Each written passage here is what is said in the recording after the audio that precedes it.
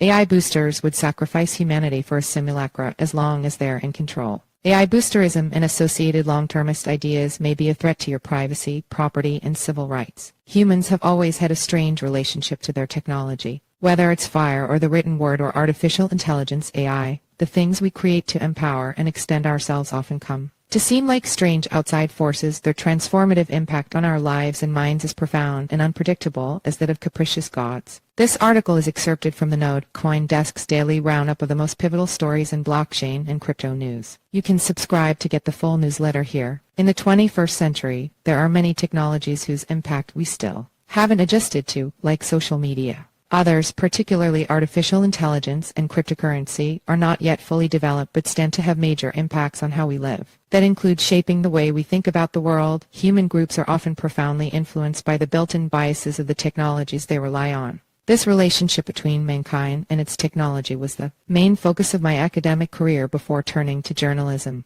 The cases of AI and cryptocurrency are particularly enthralling. Their respective technological underpinnings each map to much broader ideas about society and even individual morality. The two sets of ideas also seem in many ways diametrically and fundamentally opposed. On the one hand, you have crypto ideologues, often some variety of libertarian. On the other, you have the techno-utopianism of the AI boosters. The core principle of blockchain tech is universality. The entire point is that everyone everywhere can access these tools and services, whether someone in authority is okay with that or not. A corollary to this principle is valuing privacy very highly. These values lead to a significant amount of chaos, but the underlying ethos includes a belief that such chaos is productive, or at least a necessary trade-off for human flourishing. Artificial intelligence communities tend towards a much different view of the world, also closely tied to the structure of the technology. The basic role of an AI is to observe human behavior and then copy it in all its nuance. This has many implications, but major ones include the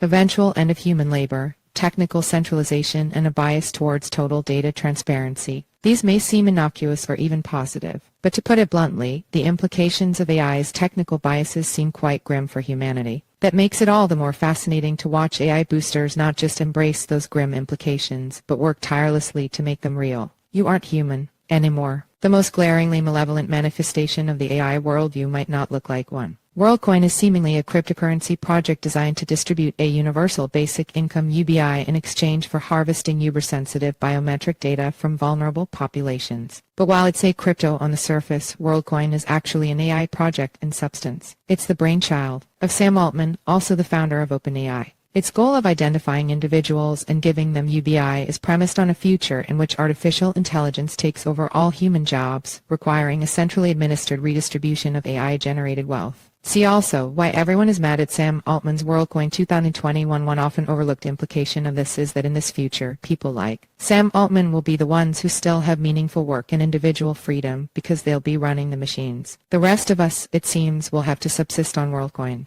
If that sounds dehumanizing, try this on for size: human rights for machines. In an essay published in The Hill on March 23, contributor J.C. Rees-Anthys declared, "We need an AI rights movement." As many pointed out, that's philosophically suspect because there's no compelling evidence that artificial intelligences will or can ever have any subjective experience or no suffering in a way that would necessitate protection. The AI hypesters have gone to great lengths to obscure this question of subjective consciousness. They have floated an array of maliciously misleading arguments that AIs, including absurdly currently existing language models, possess some form of consciousness or the subjective experience of being in the world. Consciousness and its origins are among the all-time great mysteries of existence, but AI advocates often seem to have a superficial understanding of the issue, or even of what the word consciousness means. Anthys, a co-founder of something called the Sentience Institute, repeats in his essay the cardinal logical fallacy of much flawed AI research, uncritically accepting the visible output of AI as a direct sign of some internal subjective experience. As nuts as the call for AI rights is, we still haven't touched the furthest fringes of misguided AI hypedom. In late March, no less a figure than aspiring philosopher King Eliezer Yudkowsky suggested that his followers should be prepared to commit violent attacks on server farms in order to slow or stop the advance of AI. Some may be surprised I include Yudkowsky with pro-AI forces. Yudkowsky is the leader of an AI safety movement that grew out of his rationalist blog Less Wrong, and argues AI may potentially take over the world and destroy humanity. The validity of those ideas is up for debate, but the important thing here is that Yudkowsky and his so-called rationalist peers don't oppose artificial intelligence. The Yudkowskyites believe AI can bring about a utopia again,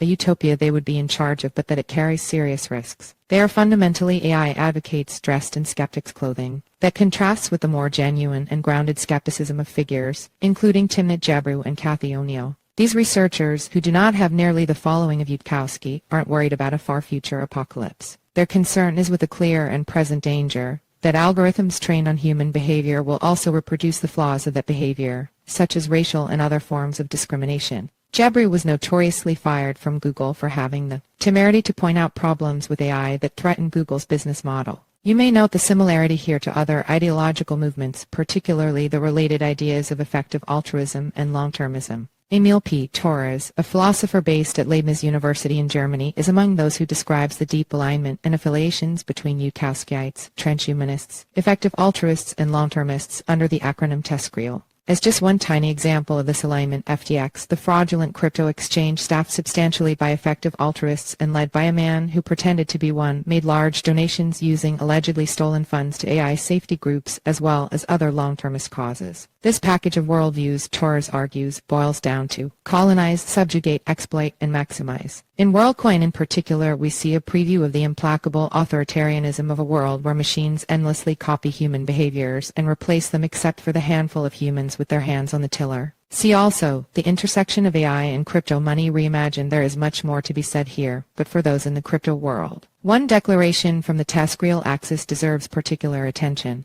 In a very recent essay, Yudkowsky declared that the future threat of dangerous artificial intelligence could require very strong global monitoring, including breaking all encryption to prevent hostile AGI behavior. In other words, to these folks, the privacy and autonomy of humans in the present must be discarded in favor of creating the conditions for safe and continuing expansion of artificial intelligence in the future. I'll leave it to you to decide whether that's a future or present that anyone should want.